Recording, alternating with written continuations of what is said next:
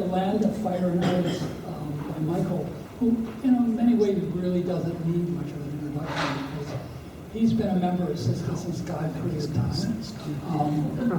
He joined shortly after the organization was created. And I understand that Michael had done this once before, so a number of people have actually come up to me and said they'd like to see it again. So, Michael, thank you for being here, and we look forward to your evening presentation.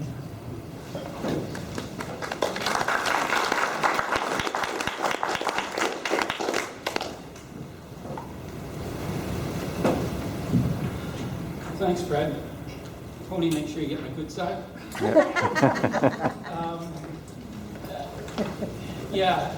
This isn't the presentation I gave 11 years ago. Unfortunately, the world changes, and so does software. And so when I talked to Fred, I said, sure. I had this CAN thing, and it was on a CD. But when I went and plugged it in, it didn't work anymore. So I went back and looked through all my photos and rearranged. So really tonight, what you have isn't a presentation to you. What it is me indulging something that I did for myself a number of years ago. And I really actually, Fred, need to thank you because it was really a fun few days going back through everything and realized that a number of years later that actually kind of see things somewhat differently than when I was actually on the trip.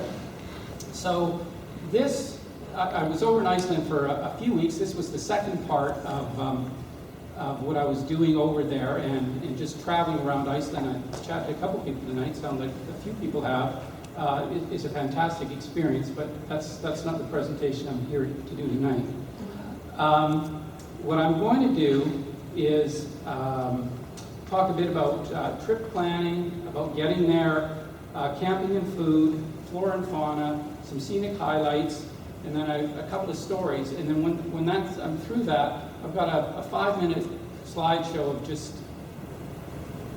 what I would call eye candy, just photos of the trip, set to a bit of music. So hopefully, again, you'll indulge me for that. The boat in this picture is supposed to be the oldest working boat in Iceland from the 1880s, which may or may not be true. It may be from the 1880s. It may or may not be the oldest working boat. I do know when I was in Britain, I certainly was in at least half a dozen of absolutely the oldest pub in Britain. And, so there may be other communities claiming the same thing. So trip planning. So why Iceland? Well, for me, this one was actually pretty easy. My family emigrated once upon a time from Iceland, so there was always the mythology and the pull of wanting to go there. And why it took that long for me to actually get there, not entirely sure, but there certainly was many decades of mythology about the homeland built up. And so when I got there, I must say, I'm not sure, it did to me really seem magical.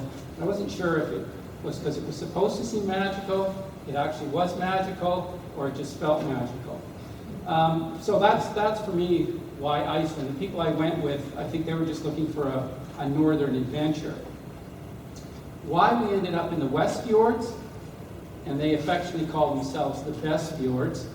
I suppose there's some worse fjords elsewhere, but it was pretty good. And I guess pretty good fjords doesn't really cut it. But when we started looking into where one could paddle in Iceland, and I'm not talking about some of the epic circumnavigations of the whole island that a few people have done, but something sort of manageable at people like ourselves at a club level. I know I looked on a map, and south of the West Fjords, it looked like there was these archipelagos that just had hundreds of islands. And I thought, that would be a good place. Why don't we go there? Well, I think it turns out that they're mostly just little bits of volcanic rock that you really couldn't do anything on, and there wouldn't be much point going there. So whatever research we could find kept sort of pushing us toward the West Fjords, that's where the kayaking would take place. And there was an outfitter that kept coming up, Borea Adventures. And so we contacted them, and I guess we had a few options. They had some canned tours. We could try to rent equipment, go do it ourselves, or we could try to do some sort of hybrid of getting a guide and getting somebody to take us around. We didn't want to do a tour. Partly we didn't want anyone besides ourselves there. I guess that might have something to do with it, but I'm not really, in retrospect, entirely sure why that was. Maybe we felt that, you know, we wanted to be more active participants. But at the same time, there was a couple of things that we came across when we were looking at this.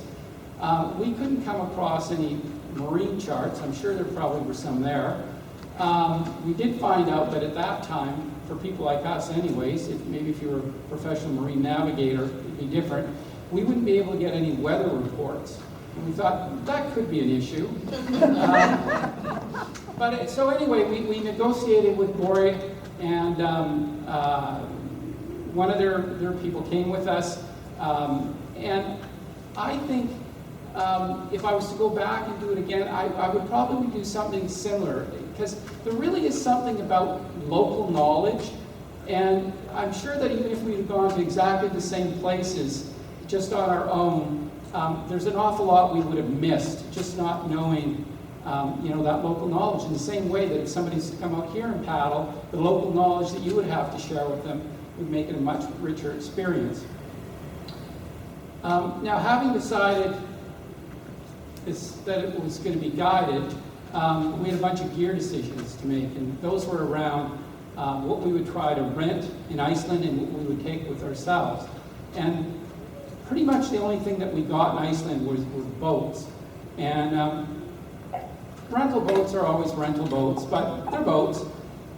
So we took our own paddles, took our own PFDs, dry suit, kicking equipment, camping equipment, all that kind of stuff.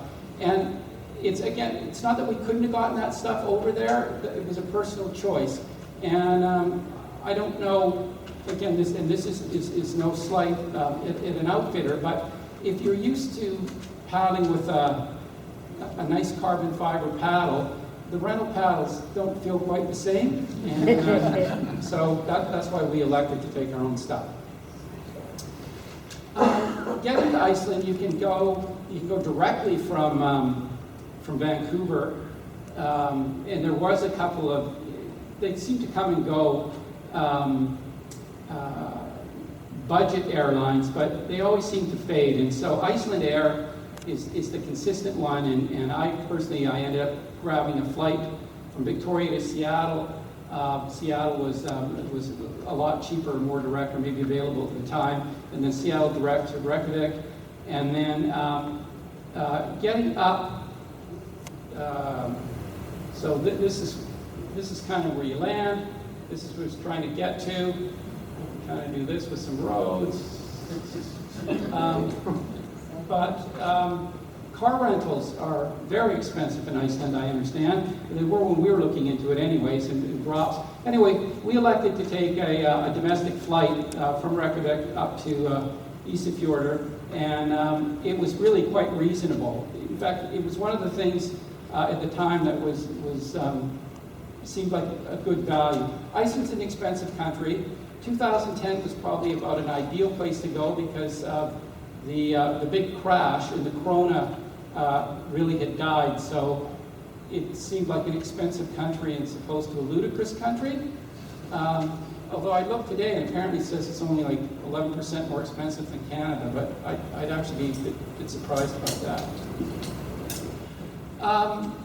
When we landed, you don't actually land in Reykjavik, you land in Keflavik, which is about 50 kilometers south of Reykjavik, and it was an American military base, and that actually, if you follow some of the history of Iceland, I'm not sure that's why you would want your country on its way to prosperity, but that really did bring funds in and really boosted the economy. That was during World War II. And so the Americans have left, but that's where the airport is. And so much of the land around there and in kind of looks like this, sort of Lord of the Ringsy, volcanic. The whole country doesn't look like that, but certainly a good chunk of it does. And it's, I would call that stark.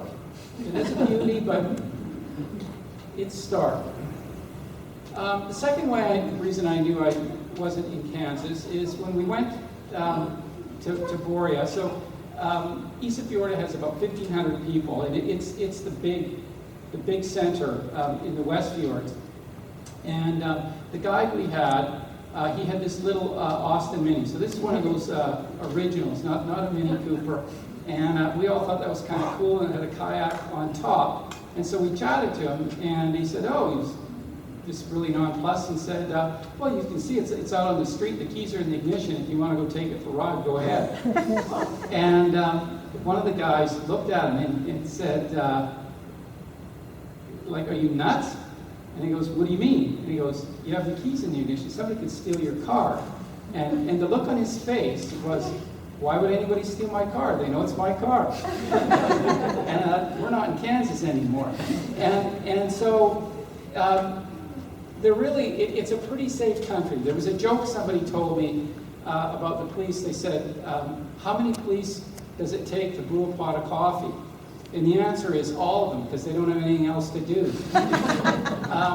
But we noticed, even in this little community, it could be like 9 o'clock at night, be in a cafe, and there'd be people there, and there'd be little kids, I'd say like 4 or 5 years old, their parents in the cafe, and they're just outside playing. And nobody's plussed about it at all. It wasn't like they were worried that anybody was going to come and do anything harmful for the kids. So it was a really cool feeling. These are the people I went with. I don't think you're going to know any of these people, but that's my friend Eric, a couple of his friends from the U.S., and this was our intrepid guide, Kirker. So getting to our launch,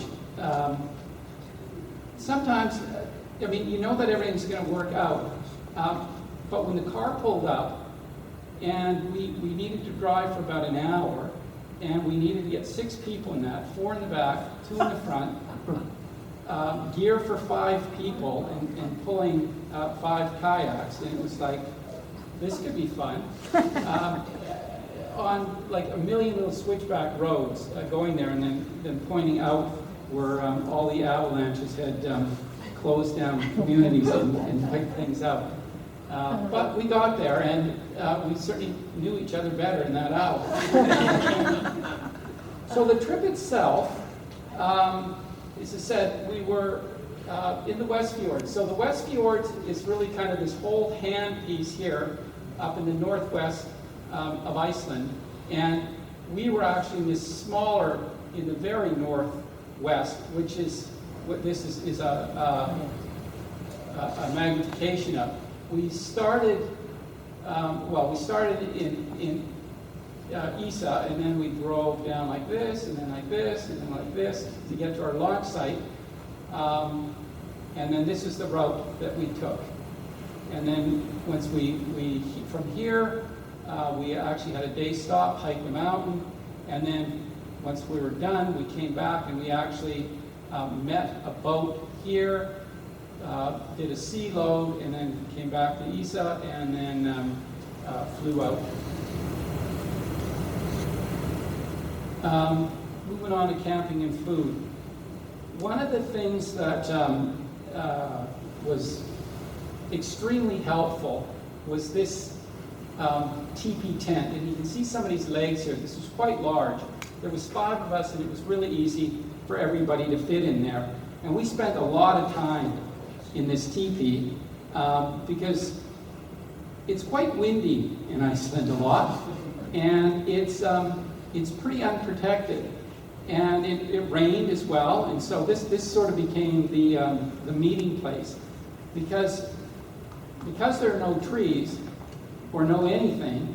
There's no place to hang tarps on, and so tarps really weren't an option. And I fell in love with this design. I thought, oh, as soon as I get back, I'm going to go online and I'm going to get me one of those, because it seemed like it was pretty cool. And it was pretty cool until I found out they were like $900 to $1,500. And I thought then they were a little less cool. But I did manage, a couple of years ago, I found, like AliExpress, I got one probably about this size for somewhere around $150. And so it's a cool idea if you're someplace where tarping isn't a possibility. The food here, if you can't tell, those are mussels. We had mussels all the time.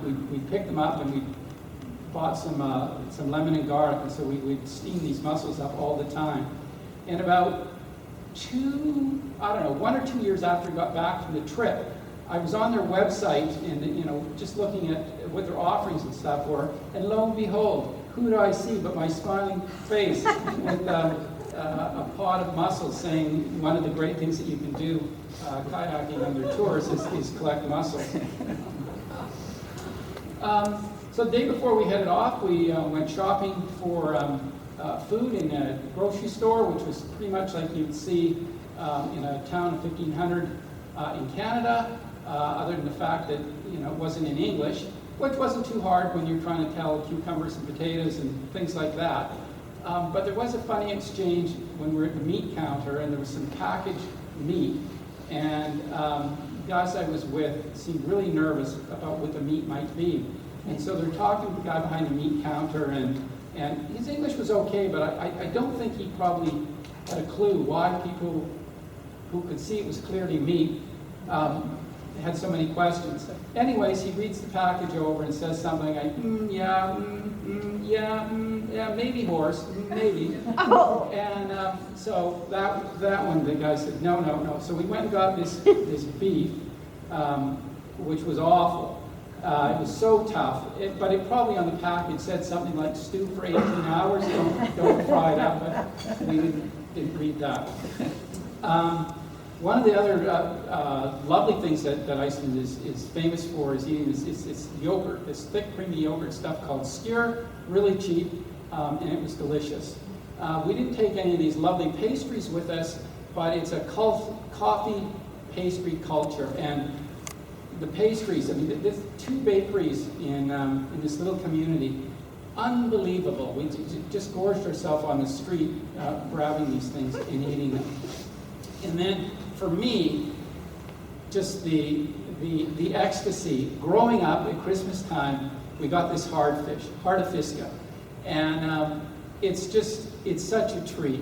It is so good, and it was just everywhere. And so I just bought it all the time. Now, having said that, the people I was with, except for the guide, and I can attest to this for my own spouse, if it's not something that you've kind of grown up with, some people might say it's an acquired taste. And as hot and bothered I was about it, there weren't any other takers. Okay.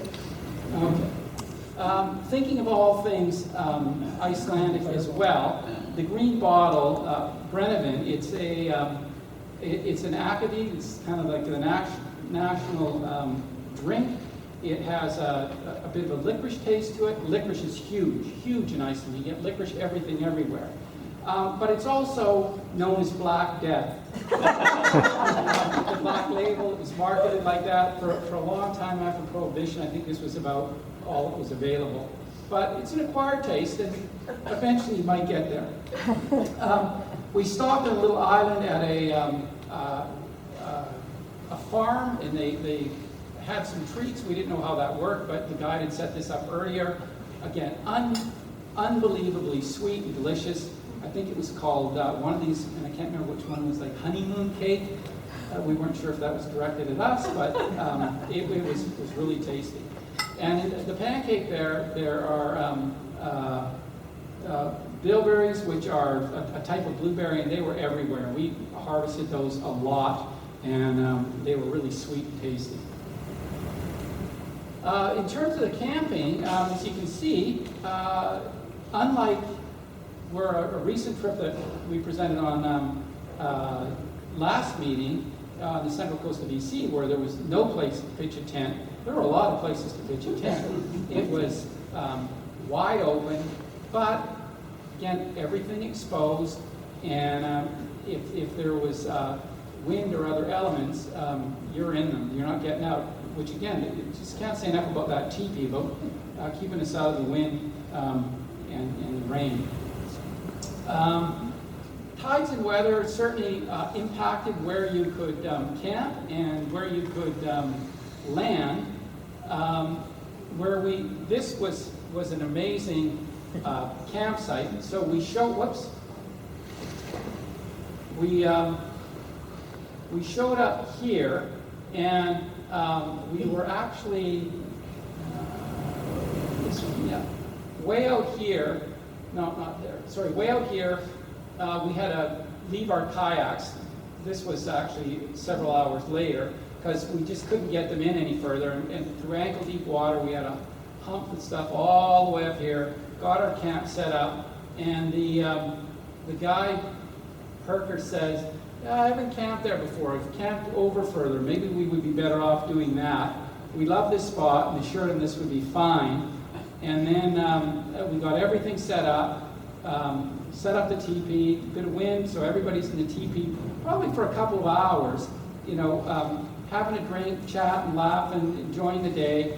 And somebody goes out of the teepee to go to the bathroom, and they come back in and said, boy, the tide's really come up. And didn't really think anything of it. About 10 minutes later, I went outside and I thought, holy crap, it's not only come up, we're going to get washed away here. And so we watched it for a bit, and long story short, we did end up having to move all of our tents so that we didn't get washed away. And, nothing like paying for guiding advice and then ignoring it because you know a little bit about local knowledge.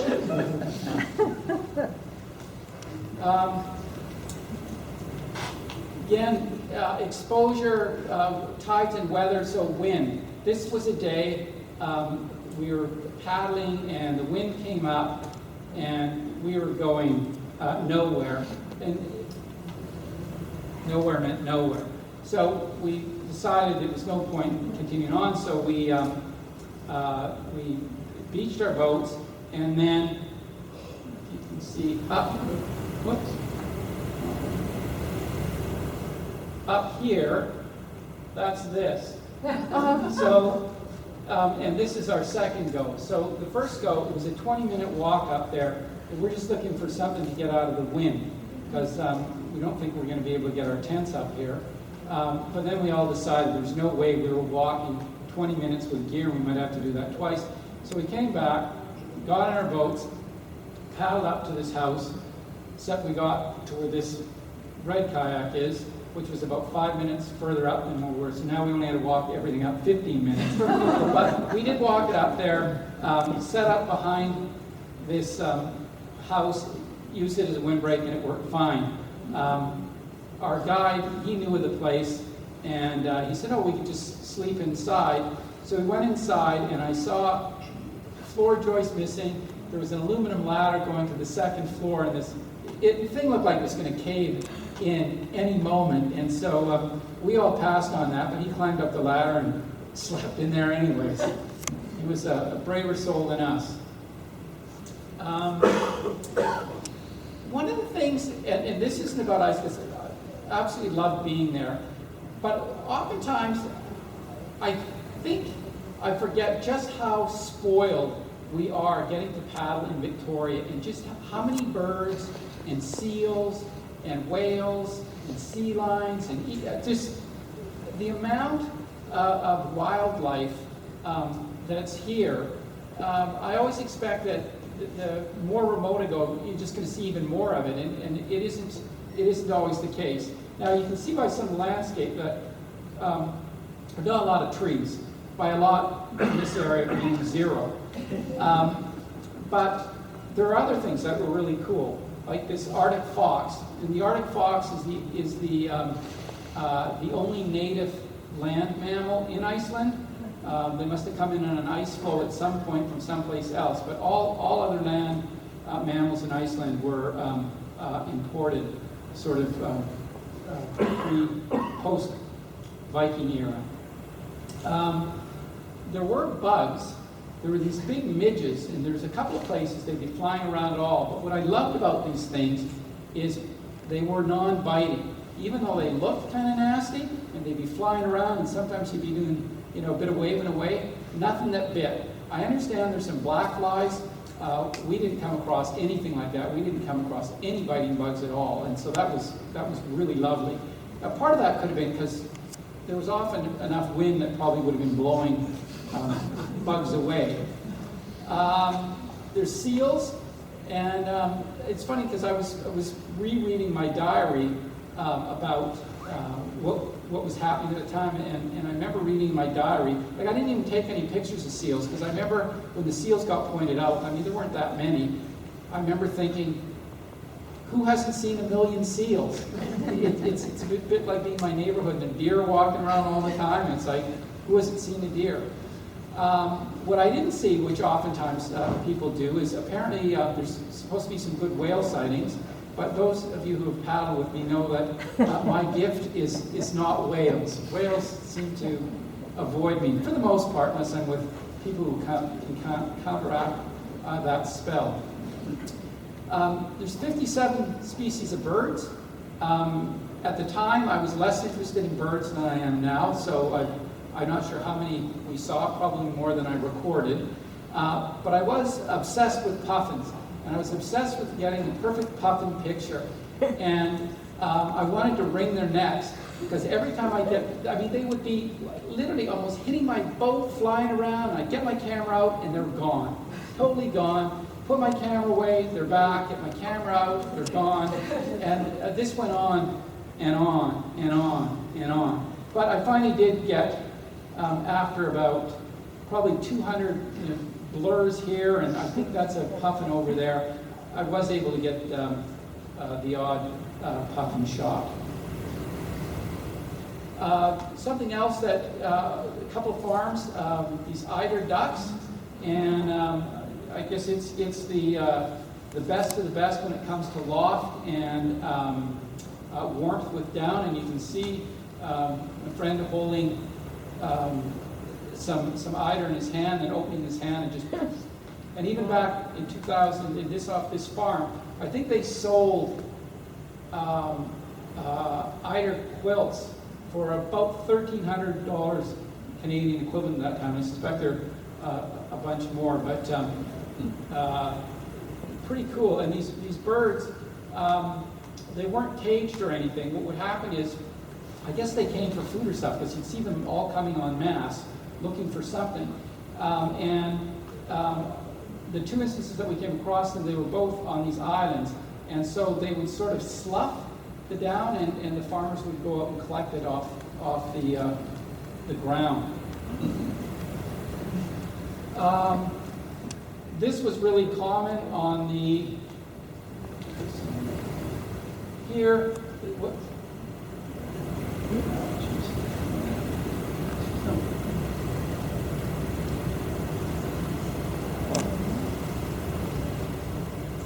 This is black crowberries, they're called, and apparently they're edible, but they're not very tasty. But it's kind of a bog-like thing. You'd see this all over on the landform. And then next to these bilberries, and they were everywhere too, and they were really quite tasty. But this was really common vegetation, this and moss. Back to my friends, the puffins. They either had clipped homes, or and lots of times the clipped homes were like this as well, these holes. And so if you happen to be in a field or an area where they were, you could easily break a leg stepping in one of these things. But puffins actually quite a, I don't know if I would say popular, but well-known perhaps, smoked puffin. So they eat a fair bit of puffin in Iceland. And what they do is they're coming into their nests off the cliffs. Those big nets, people there, and they just swoop them. And they catch them in the net, and then they snap their neck, and they get the thing back out there, and they catch a bunch more.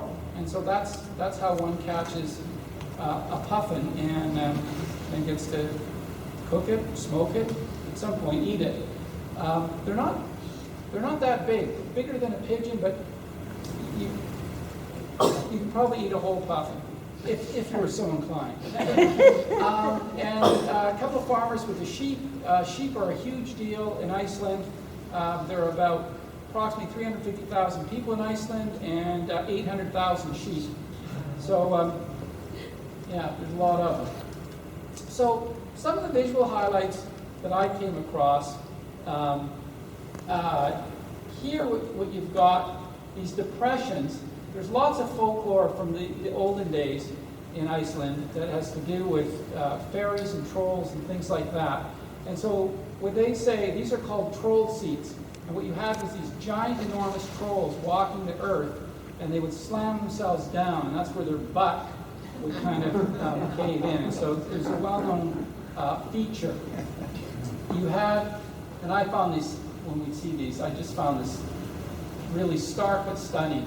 These mountain ranges, and then fjord, mountain, fjord, mountain, fjord, mountain, fjord. And again, when you get up close to them, and I'll show some pictures about that in a bit, it's just really stark, but there's just a tremendous beauty in it as well.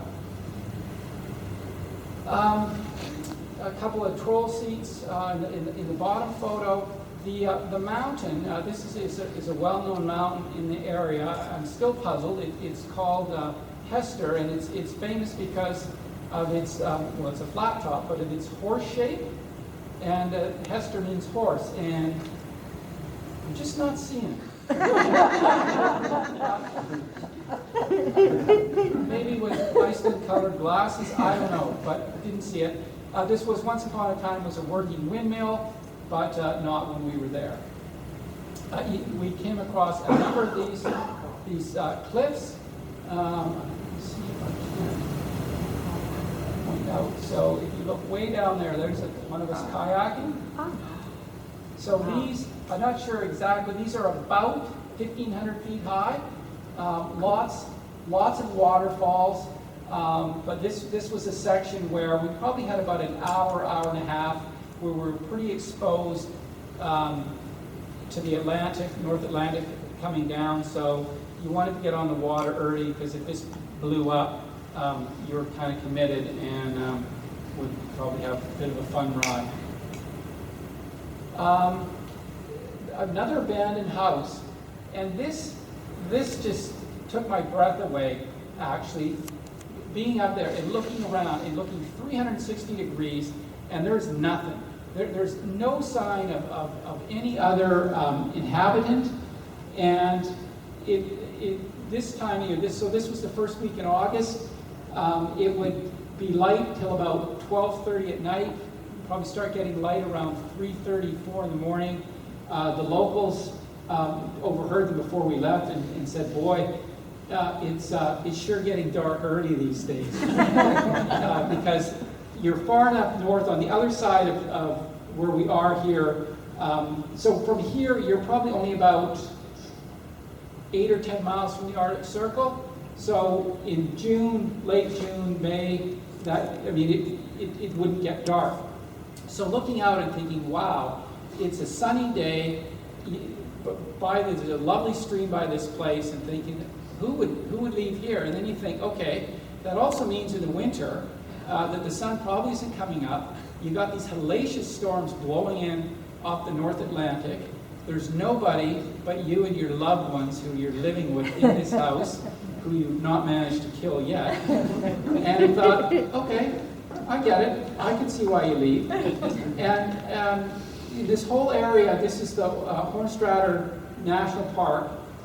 This whole area, there was several small communities, and in the 40s, 50s, and until the early 60s. And when I mean small, they could be like 6 to a dozen, maybe 15 homes.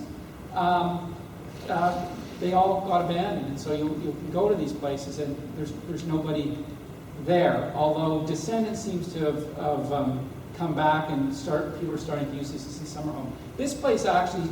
So this is 2010. In 2012, some people came and renovated this place, and it's now an outdoor lodge that I guess a number of the outdoor adventurers use. But just stunningly beautiful.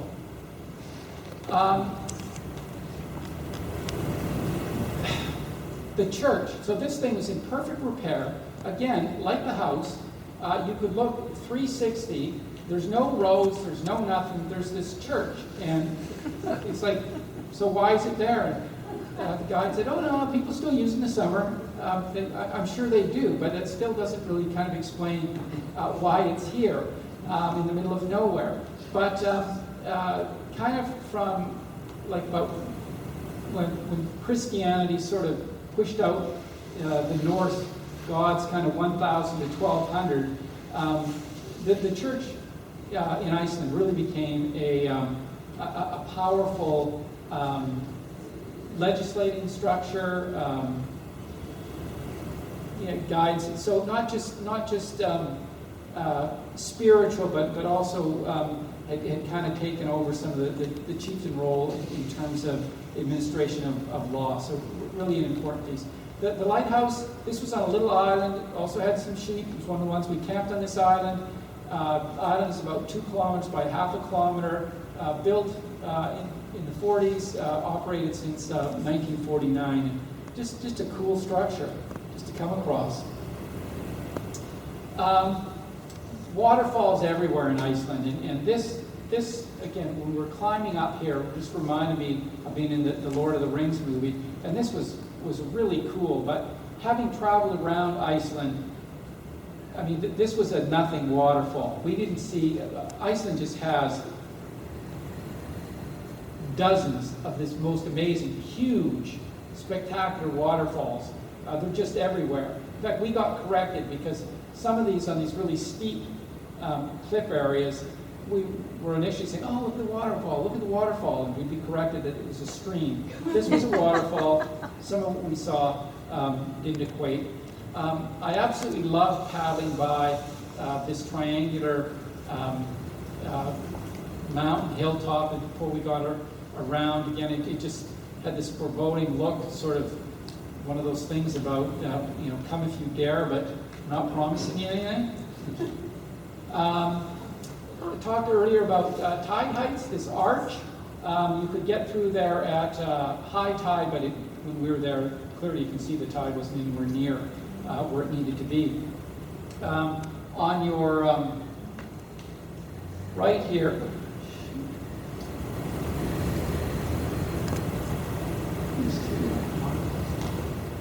I think a guy with little hands like me wouldn't be pushing 2 buttons at once. Anyway, that's basalt, and it's the same kind of formation that you'd see in Giant's Causeway in Northern Ireland, and just really cool. Like somebody stacked up a bunch of logs that are basalt rock, and I saw some of this on the mainland as well in another part of Iceland. It was pretty cool. I'm not even going to pronounce this glacier because how it looks and how it sounds weren't the same. So this is the Northern Glacier. It's the smallest of the 5 main glaciers, but it's still 50 times smaller than the Great Big One. We had planned on going and climbing up to it, but it didn't come right down to the water, and apparently you can't actually just get on shore and walk up. So we were quite a ways out and paddling along, and all of a sudden I sort of heard this scuffle, and I thought, what the heck was that? And so I put my paddle down, and I realized we were only paddling in like 18 inches of water. I thought we were in like 100 feet or more, because we're way out in the middle of this fjord, but all the silt and stuff, it was very shallow. The sponginess on the hillsides, that was kind of all over, and oftentimes after lunch, a nap was decreed, and so people would snooze. I wasn't particularly tired this day, so this was actually quite a steep, long hill, and I thought it might be cool to either see, if you could see what was on the other side, or just get a big panorama. So I started climbing at about 2/3 of the way up, but it was too steep. I couldn't get any further. Plus, I was starting to knock down a bunch of big rocks that were rolling down. I didn't know how far they were going, but I didn't think anybody would probably really appreciate getting mowed down by a big rock. So I turned around to come back down, and coming down from the main body, into this fjord. You could see this squall, and it looked ugly. So we had to cross this. So I ran down, yelled at everybody. Guide said, yeah, we probably should get out of here quick. And we got out of there just quick enough to get in the middle of the fjord till this squall came pounding down, and then we just had a bit of a fun rock and roll for a few minutes. The one day, you can't go to Iceland without some ice, but this is August. We trekked up the mountain by our campsite, and absolutely stunning. Got up through the grassy moss areas, and you can probably see it's quite steep, shaly, scrambling up there a bit. Got to the top. Through one of these snowfields on the way back down, I didn't realize everybody else had gone through, and then I came, and my foot went through the snow, which I didn't think that much out, except it came right through to my thigh, just the one. I pulled it out, and when I pulled it out, I saw there was rushing water underneath. Oh. And my heart must have gone up to about 300 beats a minute, and I could not get off that quick enough, because I was thinking, boy, if you'd gotten pulled both feet and sucked under there, that would have been not good. Not good at all. Just before I got some photos to show, more photos, but a couple of funny things that struck me anyways. This outhouse, again, it is absolutely in the middle of nowhere, and yet it had, without question, I took it from the wrong angle. I should have taken it from the door. I should have taken it from the back. It's just the absolute most spectacular vista you could possibly imagine. So probably if you were in there, would want the door open so you could take in the sights while you were doing your business. But somebody put together a really solid structure, and thinking, how many people are actually going to come by and use this thing? Because, Any toilet paper in it? I don't recall. It's funny. I was going back to my notes because I was wondering about that, because it wasn't like damp or rotten or anything inside. The yellow kayak. My son, a couple years after I came back, he actually walked across Iceland and walked right from the south up into the West Fjords, and he came back from a trip, and he had this tourist pamphlet, and he just left it on the coffee table, and a few days later I picked it up and was reading through, and thought, oh, there's some really interesting stuff, and I looked at the back, and I looked at it, and I looked at it, and I thought, that looks awfully familiar. And I thought, that's my watch, that's my hat, that's me. And so here I am on the back of an Iceland tourist pamphlet. So I thought that was kind of cool. I have a picture. This isn't me wanting to show skin, per se. I have a picture of the actual falls, but I had this great idea. There was this perfect person-sized waterfall. The sort of thing you'd think if you had a $10 million house, that somebody with a big design idea would say, well, we'll make a waterfall shower, and we'll only charge you like $300,000. And it was so idyllic and so beautiful, and fresh, clean water. So in I go for my shower, and it definitely was clean, and I don't know if it was glacial or just snow, but I literally screamed the whole 30 seconds I was in there showering. That water was unbelievably cold, and we got shamed into not filtering our water, because Icelanders very, very proud of the cleanliness of all this water, but I think you got a lot of birds. But anyways, nobody got sick, and the water was delicious, absolutely delicious. I had made up some rash guard shirts for all of us to go, and I still wear this one.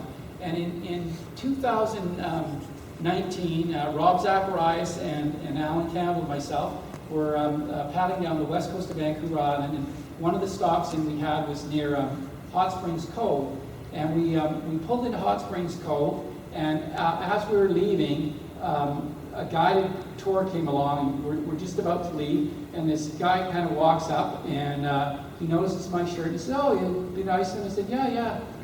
said, West Fjords? I said, yeah. And he goes, oh, so did you hang out with Runer and the gang? And I said, no, I know who you're talking about, but we had to use somebody else, but it's the same company.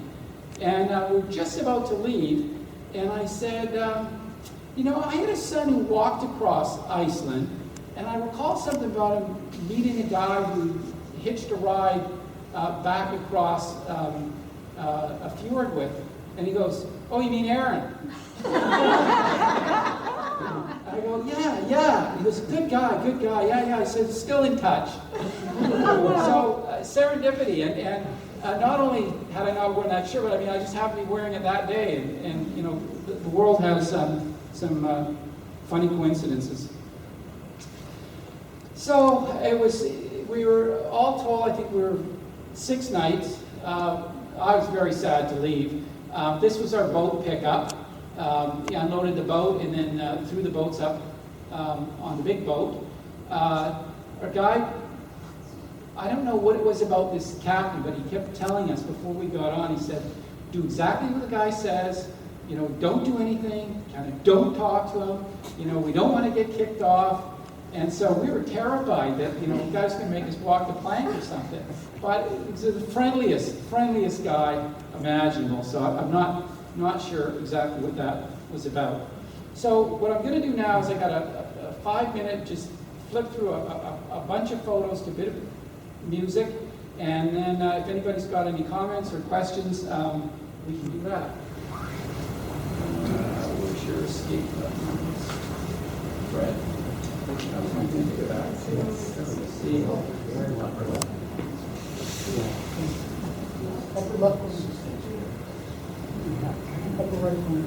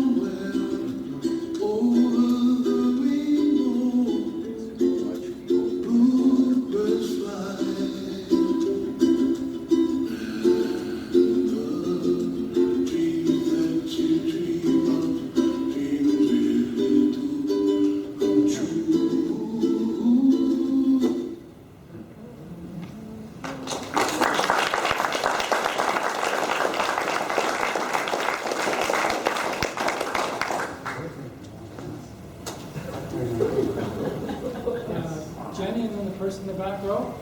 So you were out 6 nights I believe so. and 7 days, so what was the rain, wind, sun ratio? It didn't rain that much. It was, we probably had a couple of nights of rain. Mostly it was probably around 13 to 15 degrees. So I tended to wear shorts as much as I could, but not so much just a t-shirt. Though we had a couple of moments where that did work out. Wind probably came up most days, but we really didn't get anything that was too horrific. Like, my son told me a couple of stories when he was going across. So he was early on when it was light the whole time, and he'd set up a couple of times and just got pounded where his tent got flattened, and he just would put his tent back in and keep walking because he couldn't stay in his tent. So we didn't have any wind that was that bad, but there was enough wind that you had to try to find something so your stove didn't go out sometimes, not always. But I would say the weather was pretty good. Let's just say it was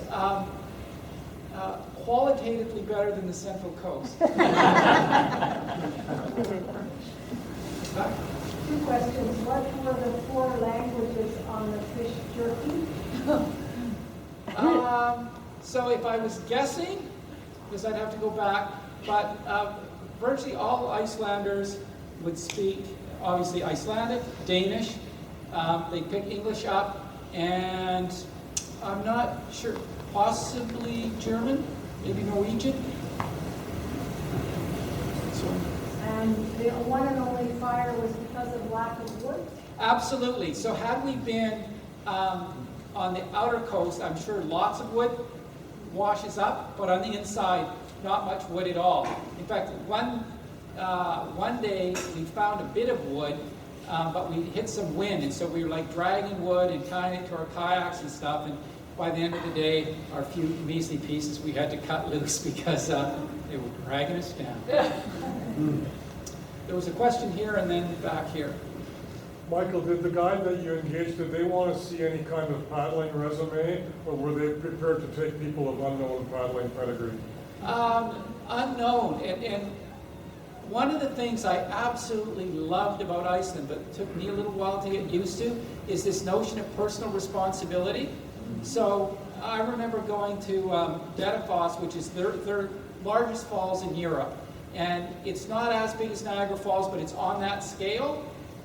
You get there, it's a little dirt road, and you walk up. There's no fence, there's no nothing. And a little spot, there's like, looks like a tripwire about this high, but that's to keep you from stepping on the grass. They're concerned about the grass, they're not concerned about you. And the notion is, you know, if you're dumb enough to want to go, fill your boots. But, you know, you need to take some personal responsibility. So I don't know if that's changing, but there were no liability waivers to sign, nothing like that. Any idea what the water temperature was? And do those fjords freeze in the winter? I don't know if they freeze in the winter. That's a good question, because Iceland gets ugly weather-wise, but because of this Gulf Stream that comes, it's not unbearably, like, it doesn't get like the 40 below kind of temperatures that we get here. And rolling in that water, I don't think didn't feel any colder than stuff I would have done here. So it wasn't, maybe my memory is giving me a good feel, but I don't recall it being like particular. The waterfall, that was another question, but the ocean, not so bad. The trip was in 2010, and I missed which month? August, first week of August.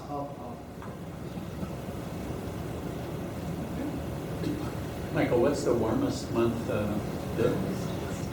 Is that I think July, August. July? Yeah. So most any of the stuff says kind of June, July, August, and sort of July, maybe end of July. But you get those big long light periods, which is pretty cool. But as you can see, even in August, the elevation we were at was probably at about, on the height of that mountain, it's about 1,800 feet. There was a fair bit of snow up there. Speaking of mountains, one of the things I was going to say and I forgot, we were looking over at one of these mountains, and our guide says to us, he goes, does anybody know who Warren Miller is? He's a guy that makes these adventure ski films. And I mean, they're extreme. And we said, yeah, we know who he is. So he said he made one here. He said,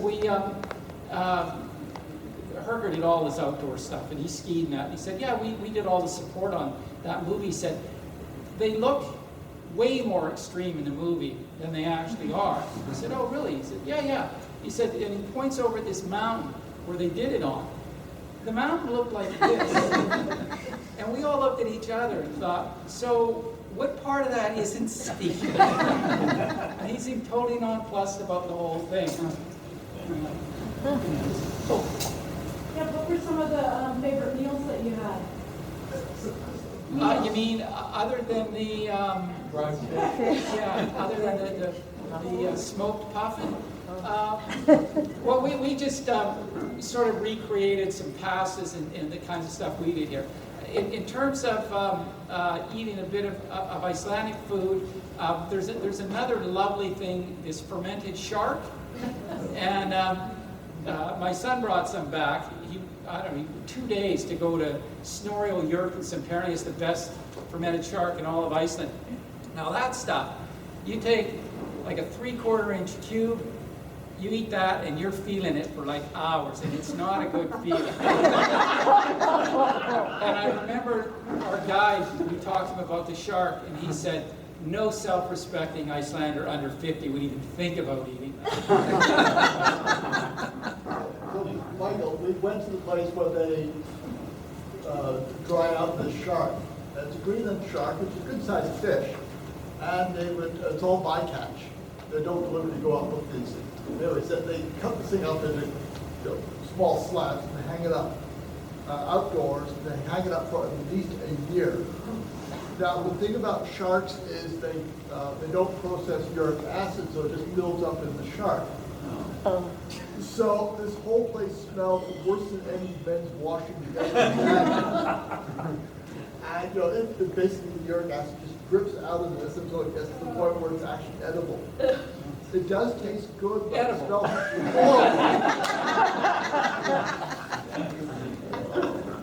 So you could chase some of that down with some Brenneman. Yeah. Is it a well-developed kind of commercial guiding industry, or do they just rely on one group a year coming in there renting those boats? No, they actually they post a calendar, and so they do lots of. Bore does a bunch of hiking stuff. In the winter, they do skiing. They do sailing trips and some kayaking trips over in Greenland. There's I think it's called Jan Mayen, this teeny tiny little nothing island in the middle of nowhere, far north, and they would sail people up there to climb this mountain to telemark ski in the winter, and which reminded me, I'm going to go on here, but they came back from one of those trips, got caught in a storm, boat broke down, and they finally get towed in. They're getting towed into this northern community, and I guess the line is a bit tight, and it snaps, and this thing comes whipping around. One of the paying guests takes his leg out, breaks it, and they write this all up in their description. And again, it's like this is true adventure, as opposed to we're not saying anything. There's no legal liability, but it just did not. And again, things may have changed in those 10 years, but the whole notion of litigiousness just wasn't there. But to answer your question, they did a whole range, and I just was on their site yesterday. Their bookings for 2023. Some of them are sold out, and they've got in their canned kayaking tours. It looks like the longest one they have is about 3 or 4 days. They've got some stuff that you can stay in huts, and probably some of these houses that have gotten fixed up. But I think they've got quite an interest. And the people who run it, I don't know, to be honest, what their official guiding credentials are, but the guy who runs the place is like a world-renowned avalanche guy and search and rescue. I mean, they've got real practical skills. So what are the options if there's a medical emergency? If there's a medical emergency, I guess you probably get flown out. The communications for that? Well, we didn't. There was a, so it had something, I mean, I don't think, well, I guess if I'd have gone through in the water, something could have happened. Maybe they weren't thinking that through. But as I recall in getting a hold of the boat, we had to paddle out a ways and kind of do one of these till we got some reception. So, I don't know. It's a good question. Your paddles, did you take them on plane with you, or did they go through your gear? Gear. They wouldn't let, yeah. I've had a couple of times trying to take paddles on, and what wasn't happening. How far away from all those wonderful hot springs were you?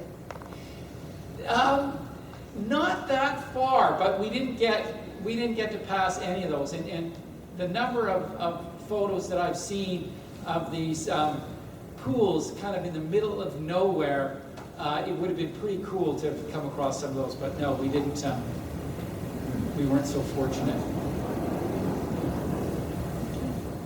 Well, thanks for indulging me and letting me re-reminisce about a trip I did. I thoroughly enjoyed that. Thank you very much.